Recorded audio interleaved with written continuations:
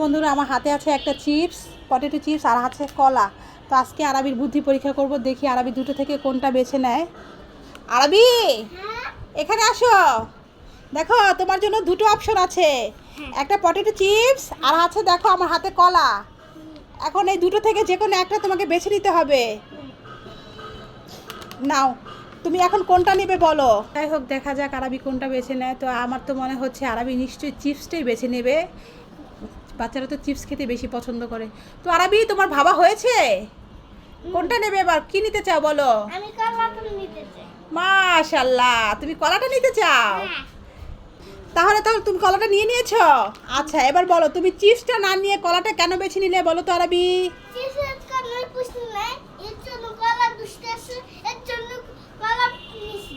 ও, চিপসে কোনো পুষ্টি নেই, কলার মধ্যে পুষ্টি আছে, তাই তুমি কলাটা বেছে নিয়েছো। মাশাআল্লাহ, যাক ভালোই হয়েছে আরবি। আমি তো ভেবেছিলাম যে তুমি পটেটো চিপসটাই বেছে নেবে, কলাতে অনেক পুষ্টি। এই তো আরবির বুদ্ধি আছে। ঠিক আছে আরবি, তোমাকে ধন্যবাদ।